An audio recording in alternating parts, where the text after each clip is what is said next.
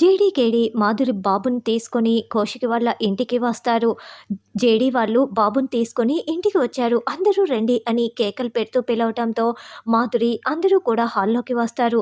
ఇక మాధురి బిడ్డని చేతిలోకి తీసుకొని చేతికి ఉన్న పుట్టుమచ్చని చెక్ చేసుకొని అవును నా బిడ్డే అని ముద్దులాడుతూ ఉంటుంది. కంప్లైంట్ ఇవ్వగానే బాబుని కనిపెట్టి ఇలా నేరుగా ఇంటికే తీసుకొచ్చి ఇచ్చినందుకు థ్యాంక్ యూ జేడీ అని కౌశికి దాత్రికి షేక్ హ్యాండ్ ఇస్తూ ఉంటుంది. జగదాత్రి వదిన వాళ్ళు పోలీసులకి చెప్పటం కోసమని ఉదయాన్నే బయలుదేరి వెళ్ళారక్క.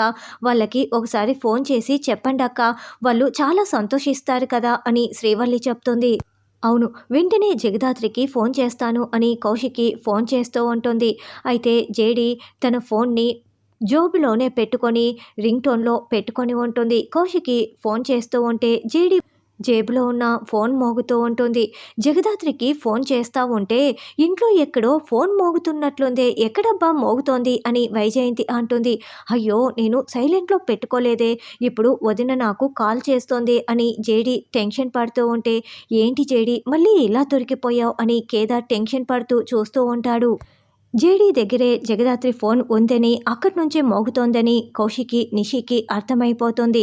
జేడీ ఫోన్ నీ దగ్గర మోగుతోందేంటి, మా జగదాత్రి ఫోన్ నీ దగ్గర ఎందుకు ఉంది, చెప్పు జేడీ నిన్నే అడుగుతున్నది అని కౌశికి నిలదీస్తూ ఉంటే అవును చెప్పండి అంటూ నిషి కూడా అడుగుతూ ఉంటుంది.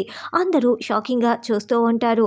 మరి జేడీ ఏదో ఒకటి చెప్పి ఎప్పట్లానే తప్పించుకుంటుందా లేకపోతే ఇప్పటికైనా దొరికిపోతుందా అన్నది రానున్న ఎపిసోడ్లో తెలుసుకుందాం.